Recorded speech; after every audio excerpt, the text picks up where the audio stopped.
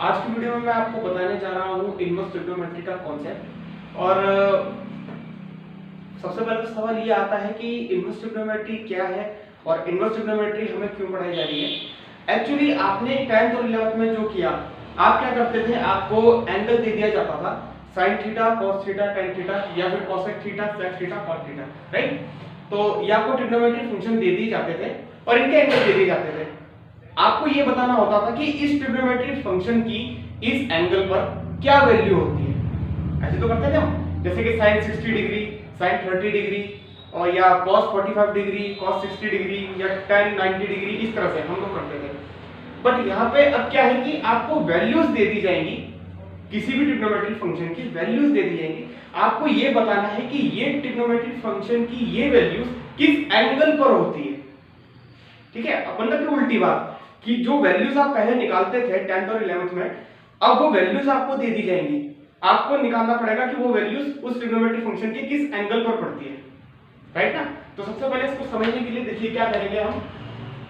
Suppose कर लेते हैं कि अगर ये आपको आइडेंटिटी 1 बता रहा हूं मैं, आइडेंटिटी 1 का काम ये है, सबसे पहला काम आपको ये समझना है कि मान लो अगर मान लीजिए कि अगर साइन थीटा x के इक्वल्स है, ठीक है। मान लीजिए कि अगर साइन थीटा आपका x है, तो यहां से जो थीटा आएगा क्या वो साइन इनवर्स x के इक्वल होगा? बिल्कुल होगा, क्योंकि ये साइन यहां से इसके अपोन में आ जाएगा और फिर इसके अपोन आने के बाद ऊपर चला जाएगा। तो कहने का लहजा है कि मतलब ये साइन डिवाइड में आ गया, उसके बाद साइन x के साथ कॉम्बिनेशन में आ गया, तो ये साइन इनवर्स हो जाएगा। इसी तरह से अगर cos थीटा हमारे पास x है, तो थीटा किसके इक्वल हो जाएगा? cos इनवर्स x के इक्वल हो जाएगा, राइट। अगर tan थीटा हमारा x के इक्वल है, तो थीटा हमारा किसके इक्वल हो जाएगा? tan inverse x। सारे रेशियोज ऐसे ही होंगे। इसी तरह से अगर cosec थीटा हमारा x है, तो थीटा भी हमारे पास क्या हो जाएगा? cosec inverse x, right. कोई दिक्कत? ओके। अगर sec थीटा x के इक्वल है, तो थीटा किसके इक्वल हो जाएगा? sec inverse x, right. And last, अगर cot थीटा x के इक्वल है, तो थीटा किसके इक्वल हो जाएगा? cot इनवर्स x के इक्वल। ये मैंने क्यों बताया, ये वैसे आपकी बुक में है नहीं लिखा हुआ, पर ये मैंने इसलिए बताया क्योंकि जब आप इनका कॉन्सेप्ट समझोगे तो आगे आने वाले क्वेश्चन आपके इन्हीं आइडेंटिटीज को ध्यान रख के सॉल्व होते हैं, राइट ना। क्योंकि जब आपको कोई वैल्यूज दे दी जाएगी किसी भी ट्रिग्नोमेट्री फंक्शंस की, आपको सिर्फ ये बताना होगा कि वो किस एंगल पर पड़ती है, ठीक है ना। तो वहां भी ये कॉन्सेप्ट काम आता है कि अगर वैल्यू आपको दे रखी है, ट्रिग्नोमेट्री फंक्शन आपको गिवन है, अब वैल्यू के साथ कभी भी ट्रिग्नोमेट्री फंक्शन गिवन होगा तो वो हमेशा इनवर्स में होगा। मतलब ये जो आपको वैल्यूज x की वो देगा, एग्जामिनर देगा, तो वो ये वैल्यूज एंगल नहीं होंगी, ये वैल्यूज वैल्यू होंगी, यानी कि साइन के जिस थीटा पे ये वैल्यू पड़ती होगी, ये वो वैल्यू होगी। आपको सिर्फ ये थीटा बताना होगा कि ये वैल्यू इस ट्रिग्नोमेट्री फंक्शन की किस एंगल पर पड़ती है। तो इस तरह से सॉल्व होगा। आगे आने वाली एक्सरसाइज में मैं इसका कॉन्सेप्ट आपको समझाऊंगा, फिलहाल इसको नोट कर लीजिए।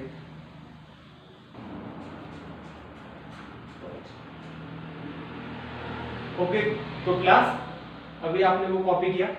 अब देखिए sin x के फंक्शन के लिए 11th क्लास में एक ग्राफ था, वही ग्राफ मैं यहाँ पे आपको बना के दिखा रहा हूँ। एक्चुअली मुद्दा ये है कि जो 11th क्लास की ट्रिग्नोमेट्री है और जो 12th क्लास की ट्रिग्नोमेट्री है, उनमें फर्क कुछ नहीं है, वो दोनों ही सेम है, बस उसमें काम उल्टी तरीके से होता है इस इनवर्स में। जैसे कि मैंने आपको पहले बताया कि आपको एंगल दे दिया जाता था, आपको ट्रिग्नोमेट्री फंक्शन की वैल्यूज निकालनी होती थी कि वो किस एंगल पर पड़ती है। यहाँ पर आपको वैल्यूज दे दी जाएंगी, एंगल निकालना पड़ेगा कि किस एंगल पर वैल्यू होती है, बस इतना फर्क होता है। बाकी 11th के सारे फॉर्मूले आपके 12th में यूज होंगे, और ये समझने के लिए आपको पहले 11th का ग्राफ समझना पड़ेगा। तो देखिए क्या है, आप अगर ये ध्यान दो, देखो एग्जांपल करो, मैंने आपको ये समझाया साइन थीटा की मैं बात कर रहा हूँ, ठीक है। अब यहाँ पे मैंने थीटा ले लिया, यहाँ पे मैंने x लिया, चलो आप x मान लो या थीटा मान लो, कोई बात नहीं, कोई फर्क नहीं पड़ता। आपके सहूलियत के लिए मैंने थीटा मान लिया। तो देखिए जैसे जैसे थीटा इंक्रीज हो रहा है वैसे वैसे वैल्यूज इंक्रीज हो रही है, वैसे वैसे वैल्यूज भी इंक्रीज होती है। तो 11th क्लास के ग्राफ में आपको कुछ ऐसे ही था बना हुआ, तो उसको हम देखते हैं। देखिए जब साइन थीटा का थीटा 0 डिग्री है तब वैल्यू क्या है, 0 है, राइट ना। तो इसका मतलब जब साइन थीटा में थीटा 0 है तब वैल्यू भी क्या है, 0 है।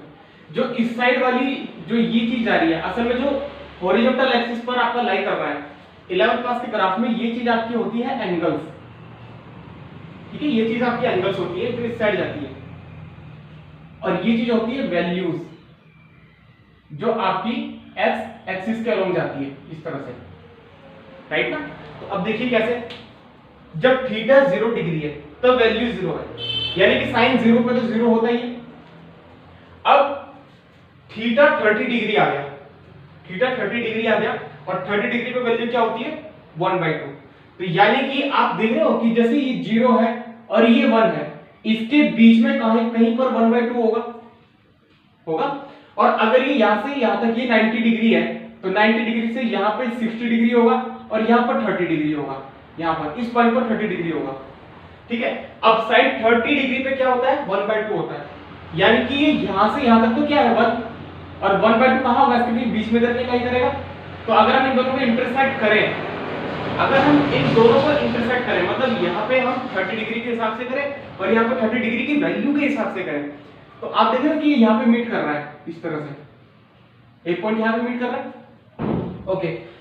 अब थीटा 45 डिग्री हो गया और वैल्यू क्या होगी, 1/√2, 1/√2। तो अगर ये 30 डिग्री है तो इससे इधर पे यहाँ पे 45 होगा, क्योंकि अगर ये 0 से यहाँ तक 92 है, सॉरी 90 डिग्री है यहाँ से यहाँ तक, तो 45 डिग्री तो बिल्कुल 0 और π/2 के बीच में लाई करेगा, तो मतलब यहाँ पे 45 हो जाएगा, ये बात समझे ना। और 45 डिग्री पे वैल्यू क्या होती है, 1/√2, 1/√2 की वैल्यू कहाँ लाई करेगी, इधर लाई करेगी, कहीं इधर की तरफ लाई करेगी, राइट ना। अच्छा अब आता है साइन 60 डिग्री, 60 डिग्री किधर लाई करेगा, 60 डिग्री यहाँ पे लाई करेगा इस तरह से। अब 60 डिग्री यहाँ पे लाई करेगा तो साइन 60 डिग्री की वैल्यू थी √3/2, उस √3/2 की वैल्यू 1 के थोड़ा और पास आएगी, तो मतलब वो यहाँ पे लाई करेगी, राइट ना, वो यहाँ पे कहीं लाई करेगी इस तरह से। उसके बाद आता है साइन 91। अब 90 डिग्री पे साइन थीटा क्या होता है, 1 होता है, तो साइन जब एंगल π/2 हो जाएगा तब साइन की वैल्यू क्या हो जाएगी, 1 हो जाएगी, एग्जैक्टली 1 हो जाएगी, आया समझ में। तो ये ग्राफ इस तरह से बनता है,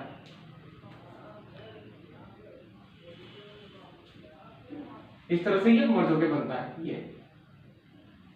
अब 90 डिग्री के बाद ये अब ऐसा नहीं है कि एंगल्स आपके सिर्फ 90 तक ही होते हैं, एंगल्स कितने भी बड़े हो सकते हैं, कितने भी दूर तक हो सकते हैं, जरूरी नहीं है कि आपका जो ट्रिग्नोमेट्रिक चार्ट है वो सिर्फ 90 डिग्री तक होता है, वो सिर्फ आपके 10th लेवल तक है। 11th में आपको बड़े बड़े लाखों करोड़ों तक एंगल निकालने सिखाए जाते हैं, या एक 11th क्लास की ट्रिको से सीख सकते हैं कि हम किस एंगल की वैल्यू कैसे निकाल सकते हैं, राइट ना। तो आप लोगों ने एक 11th क्लास में एक चीज पढ़ी होगी कि जब 90 से हम आगे जाते हैं, यानी कि 120 डिग्री, 135 डिग्री और 180 डिग्री इस तरह से जाते हैं, तो साइन थीटा की वैल्यूज डिक्रीज होना शुरू हो जाती है, राइट ना, साइन थीटा की वैल्यूज डिक्रीज होना शुरू हो जाती है। तो जब हम 90 डिग्री से हम थोड़ा और आगे जाएंगे, कुछ एंगल और आगे जाएंगे, मान लीजिए कि हम 120 एंगल पर चले गए, सपोज करो 120 पे चले गए, तो तब क्या होगा, उसकी वैल्यूज ये हो जाएगी √3/2, तो फिर इधर की तरफ लाई करेगा। उससे थोड़ा और आगे जाएंगे तो उसकी वैल्यू फिर 1/√2 हो जाएगी, तो वो यहां लाई करेगा। उससे थोड़ा और आगे जाएंगे तो वैल्यू 1/2 हो जाएगी, तो वो यहां लाई करेगा। उसके बाद थोड़ा और आगे जाएंगे तो फिर दोबारा जब साइन 180 आएगा तो वहां पर साइन थीटा की वैल्यू 0 हो जाएगी, यानी कि साइन 0 डिग्री पे तो 0 होता ही है, 180 डिग्री पे भी साइन थीटा 0 होता है, राइट ना। तो ये ग्राफ फिर इस तरह से बन जाएगा, ठीक है। तो 0 और पाई के बीच में आप अगर रिलेशन देखो तो हमारा रिलेशन क्या होता था कि ये हमारा अगर 0 एंगल है तो हमारा पाई क्या होता था, पाई क्या होता था कि यहां से यहां तक ये पूरा 180 डिग्री होता था, राइट ना। तो साइन थीटा में क्या होता है कि जो साइन 0 की वैल्यू होगी 0 डिग्री, वही साइन 180 डिग्री की भी वैल्यू होगी, राइट, वही साइन 180 डिग्री की भी वैल्यू होगी। ओके, अब 180 डिग्री के बाद क्या होगा कि यही वैल्यू फिर वापस इंक्रीज होना शुरू हो जाएंगी, लेकिन फर्क सिर्फ इतना होगा कि ये वैल्यूज अब माइनस में आएंगी। समझा ना बात को? मतलब ये पहले क्या हो रहा था कि 0 से 90 के बीच में तो वैल्यूज इंक्रीज हो रही थी, प्लस ये वैल्यूज आपकी पॉजिटिव भी थी। अब क्या हो रहा है कि ये वैल्यूज डिक्रीज होना शुरू हो रही है, लेकिन वैल्यूज अभी भी पॉजिटिव है, राइट ना। ये वैल्यूज अभी भी पॉजिटिव ही है, बस डिक्रीज होना शुरू होगी। 90 डिग्री के बाद जैसे एंगल बढ़ते गए, जैसे 90 के बाद 120 आया होगा, फिर 135 आया होगा, तो एंगल्स भले ही बढ़ रहे हैं पर लेकिन इनकी वैल्यूज डिक्रीज हो रही है, राइट, वैल्यूज इसकी डिक्रीज हो रही है। तो पाई के बाद क्या होगा? अब देखो पाई के बाद क्या होगा कि वापस है, अब ये जो पाई एंगल है, जो 180 डिग्री एंगल है, ये अब 0 वाला काम करेगा, अब ये 0 वाला काम करेगा, ठीक है। अभी 0 वाला काम करेगा तो कैसे होगा कि अब देखो जब 180 डिग्री के बाद आप 30 डिग्री एंगल और ऐड करते हो, यानी कि 210 एंगल ऐड करते हो, तो उसकी वैल्यू अब इस बार 1/2 हो जाएगी, लेकिन होगी माइनस में, लेकिन माइनस में होगी क्योंकि ग्राफ आपका नेगेटिव चलता है पाई के बाद।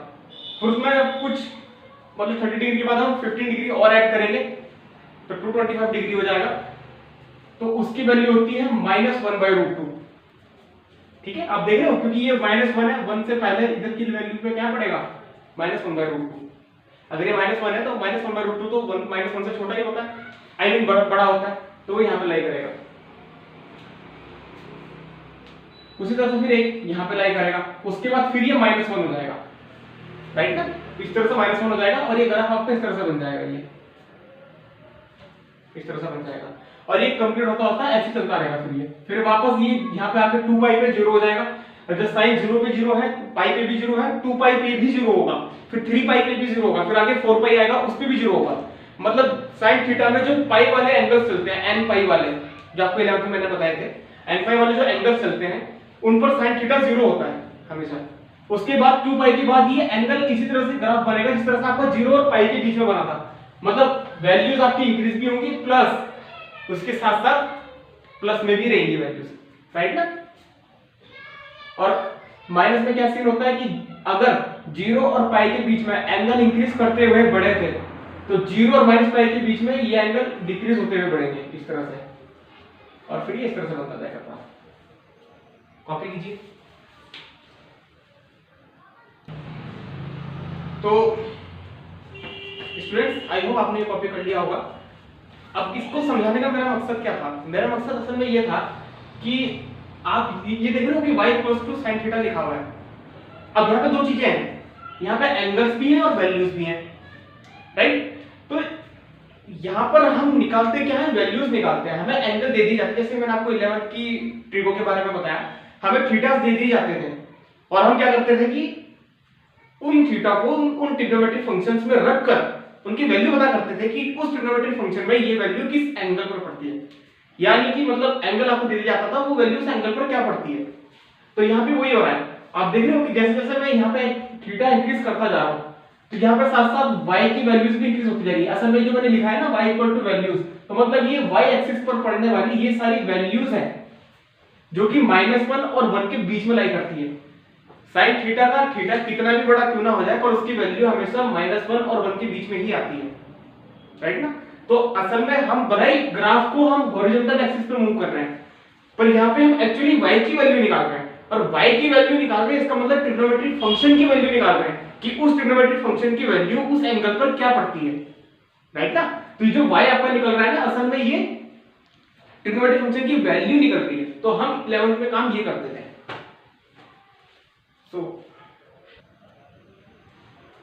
ओके, सो गाइस, आपने जो है अभी तक 11th क्लास का ग्राफ देखा। अब 12th क्लास के ग्राफ पे चलते हैं, मेन जिस पर ये चैप्टर बना हुआ है, राइट ना। अब 12th क्लास का जो ग्राफ है, 12th क्लास के ग्राफ में क्या बात है कि आप इनवर्स पर काम करते हो, यानी कि जैसे मैंने पहले बोला अपनी वीडियो में कि आपको वैल्यूज दे दी जाएंगी ट्रिग्नोमेट्रिक फंक्शंस की, आपको ये बताना है ट्रिग्नोमेट्रिक फंक्शन की यह वैल्यूज किस एंगल पर पड़ती हैं, राइट ना। तो यहाँ पे यही हो रहा है। तो ये जो आपके एंगल्स हैं ये पहले आपके हॉरिजॉन्टल पे चल रहे थे अगर आपने ध्यान दिया हो तो, और जो ये वैल्यूज थी ये आपकी वर्टिकल पे चलती थी और इनके बीच में ग्राफ आता था ऐसे हॉरिजॉन्टल एक्सिस पे ग्राफ बनता था, राइट ना। पर यहाँ पे एंगल्स आपके वर्टिकल हो गए और वैल्यूज आपकी हॉरिजॉन्टल होगी। ऐसा इसलिए हुआ क्योंकि जब इनवर्स ट्रिग्नोमेट्री का कॉन्सेप्ट आया तो वहां पर ट्रिग्नोमेट्रिक फंक्शन की डोमेन और रेंज बदल गई। यानी कि 11th क्लास की ट्रिग्नोमेट्री में क्या होता था, एंगल्स होते थे डोमेन, रेंज होती थी वैल्यूज। अब इनवर्स में क्या होगा कि जो वैल्यूज होगी वो डोमेन हो जाएगी और जो एंगल्स थे वो रेंज हो जाएंगे, राइट ना। तो इसलिए जो हॉरिजॉन्टल पर पढ़ रहे थे वो अब आपके वर्टिकल एक्सिस पर आ गए। तो बस वही कॉन्सेप्ट है, बस उसको बनाने का तरीका अलग है, इनवर्स को शो करने का तरीका अलग है, पर बनेगा वैसे ही। जैसे देखिए sin थीटा 0 डिग्री है तो 0 वैल्यू होती है, sin थीटा की 0 वैल्यू होती है। तो वो पॉइंट कौन सा पॉइंट है, वो ये वाला पॉइंट है, राइट ना, वो ये वाला पॉइंट है जहां पर sin थीटा की वैल्यू 0 होती है। अच्छा, अब थोड़ा और आगे बढ़ेंगे तो देखिए sin 30 आएगा, फिर sin 30 की वैल्यू कहां होती है, 1/2 होती है। अब आप देखिए कि ये 90 डिग्री है, ये 0 डिग्री है और ये 90 डिग्री है। 0 और 90 के बीच में क्या होगा, यहाँ पे भी 45 होगा और 45 से 15 एंगल पीछे क्या होगा, 30 डिग्री होगा, यहाँ पर होगा, राइट ना। और एक चीज और कि sin 30 की वैल्यू 1/2 होती है, sin 30 की वैल्यू 1/2 होती है। तो 0 से यहां तक तो ये 1 हो गया, तो 1/2 कहां होगा, बिल्कुल इनके इन बिटवीन होगा, बीचों बीच होगा। तो जो sin 30 है उसकी वैल्यू यहां पे मर्ज करके देखेंगे तो हमारा एक पॉइंट यहां पे आ जाएगा, राइट। उसके बाद आता है sin 45 डिग्री। sin 45 डिग्री कहां होगा, इस 30 से थोड़ा और ऊपर होगा, यानी कि यहां पे sin 45 डिग्री यहां पे होगा और वैल्यू क्या होती है, 1/√2 होती है। 1/√2 की वैल्यू कहां पड़ेगी, इधर की तरफ लाई करेगी, यहां पे लाई करेगी इस तरह से, राइट ना। अच्छा, फिर sin 60 डिग्री, sin 60 कहां होगा, 45 से थोड़ा 15 एंगल आगे होगा, यहां पे लाई करेगा और 60 डिग्री अगर √3/2 होती तो वो यहां पे लाई करेगी इस तरह से, यहां पर पड़ेगा, राइट। और उसके बाद आता है sin 91। sin 90 पर वैल्यू क्या होती है, 1, जब यानी कि जब sin थीटा का एंगल 90 डिग्री हो जाएगा तो वैल्यू क्या हो जाएगी, 1 हो जाएगी, तो यानी कि यहां पे लाई करेगा। तो इस बार आपका जो ग्राफ बनेगा वो इस तरह से बनेगा, इस तरह से, राइट ना, इस बार ऐसे बनेगा। अब π/2 तक क्या हुआ कि एंगल आपके डिक्रीज हुए।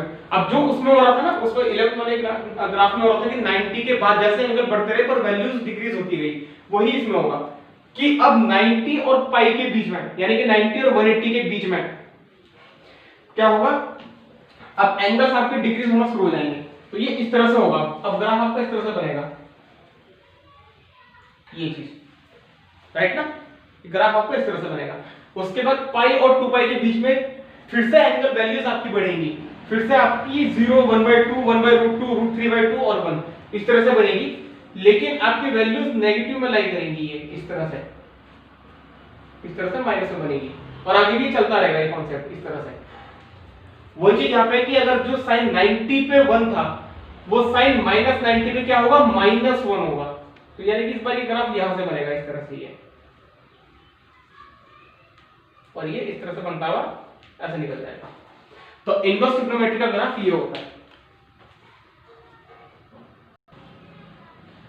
आई होप स्टूडेंट्स आप लोगों को मेरी वीडियो पसंद आई होगी, अच्छी लगी होगी। If you like my videos please like, share and subscribe. और कोई भी डाउट हो तो आप प्लीज कमेंट करके मुझे पूछें, मैं आपके हर क्वेश्चन का जवाब दूंगा। Thank you.